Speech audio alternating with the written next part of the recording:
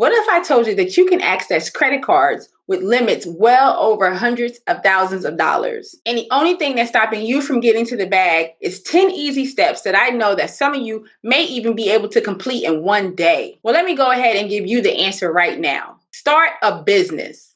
In this video, I'm going to go over 10 easy steps to help you start your new business so you can access thousands and thousands of dollars of credit without you even having to use your personal credit profile. So stick around.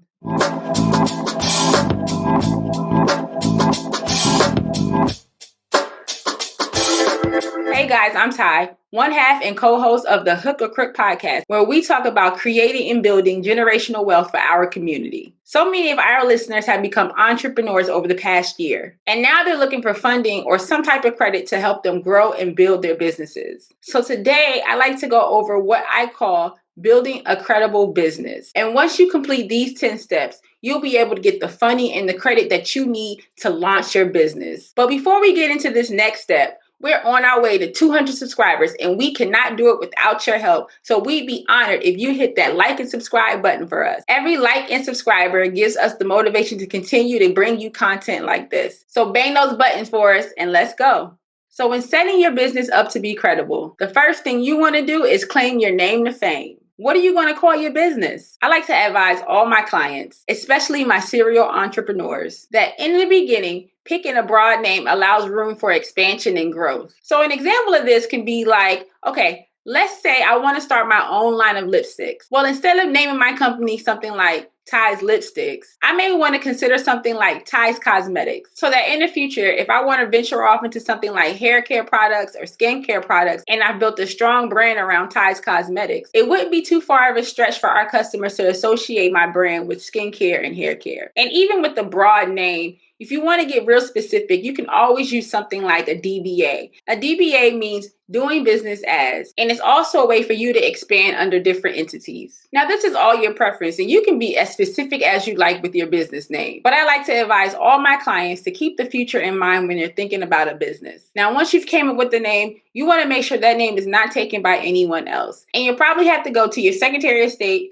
or Business Bureau's website to check to make sure that that name isn't taken by anyone. But once you look up your name, don't register yet, because there's still a few things you need to complete before you actually go in and register your business. The next thing you want to do is you want to establish a business address. You can use local co-working spaces that allow businesses to receive mail at their facilities. Or you can go online to sites like Regis and Alliance, and they can set this up for you. I'll leave the links for both of those companies in the description below. You also want to make sure that you're not using a P.O. box as a business address. Lenders do not take this very well, and in some states, it's not even allowed when you register. Now listen, I get this question all the time. Is it okay to use your home address? Well, sure it is, but I advise my clients to use this as a way to start separating yourself from your business, and don't use your personal home address. In the end, this can be beneficial for someone who values their privacy. And like I said before, a lot of lenders and vendors are looking to see if you're an actual credible business.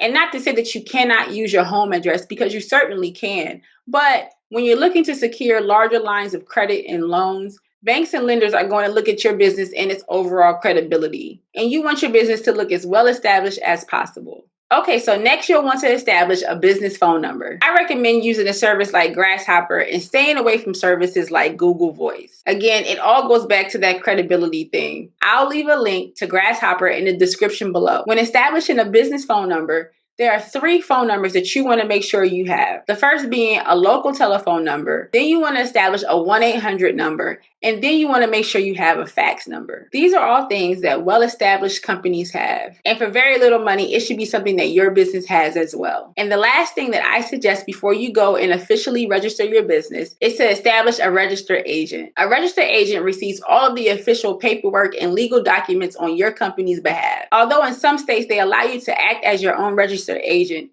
it's recommended that you try to use an outside or third-party service for this. It's fairly cheap, and it's around $50 a year. And just like I said before with the business address, it gives you that separation between you and your business. For example, let's say your business is being sued and you have documents and papers that you need to be served by the courts. Or if you have a physical business location and you use that as your registered agent's address, just think how it will look in front of your customers or even your family if you got served publicly. Instead, if you use a third-party service, Those legal documents and you being served will go to your registered agent and won't disturb you while you're at home or disrupt you while you're at your business. Okay, so now that you have your name, your address, your phone number, and you've appointed a registered agent, it's time for you to either go online or visit in person your state Secretary of State or Business Bureau office and finally put your business on the books.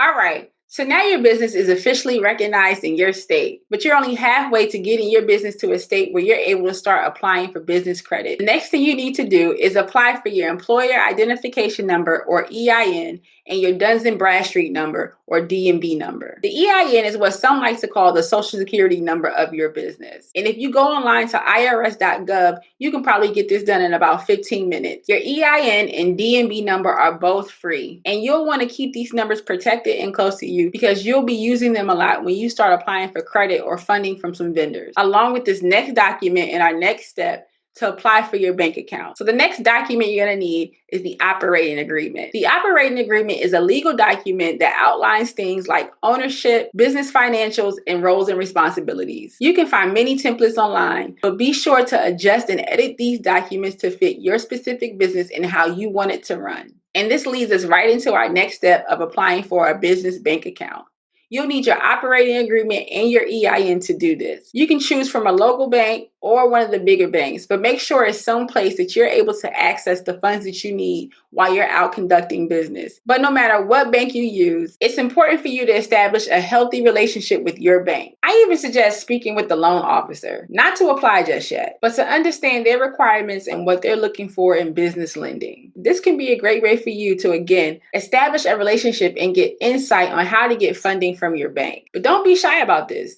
Business is about relationships. So start relating. Next up, you'll want to establish your company's online presence through a website and email. They quickly do a Google search or a search for your business online to see how well established you are when they're trying to make decisions on whether or not to give you funding or a loan or some type of credit. At the very least, you're going to want to have a landing page for your business. It should have a summary of the business and the point of contact information for your business. It doesn't have to be anything extravagant, but you definitely want to make sure that it looks as professional as possible. Again, lenders are using this as a factor on whether or not they want to give you credit. And you can do this through companies like Google G Suite, Wix, WordPress, or something like that. But the main thing is that you want to have your own domain. And your own domain would look something like www.yourownbusiness.com. So if I was doing Thai Cosmetics, it would look like www.thaicosmetics.com. The importance of this is also creating your email address from your own domain. You want to make sure that your email address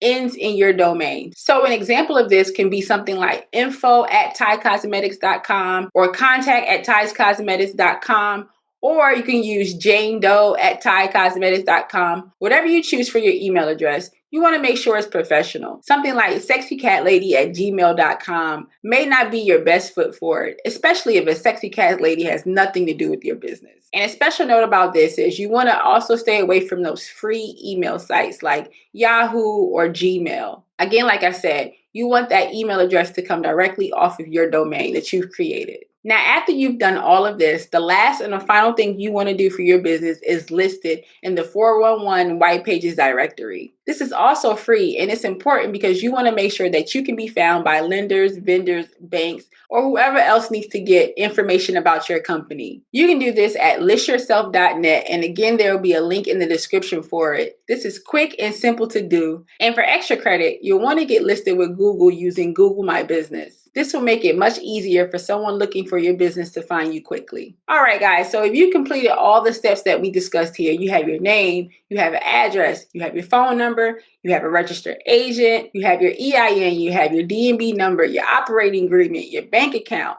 website, email, and you've listed yourself. You are now equipped to start applying for that business credit. It's that simple. For most people, this will probably take up to 2 weeks depending on your state. But I know some of you, if you haven't already started the process, you could probably complete these steps within the day. It all really depends on how determined you are and, like I said, your state and how fast they act. Now you can start applying for some of those Net 30 vendor accounts to get your business off the ground. I discuss these type of accounts and vendors in my next video, which I already have queued up for you on the screen. And if you want more content like this from the Hook or Crook podcast, please like, subscribe, and leave us a comment below. Thanks for tuning in again, and I'm out.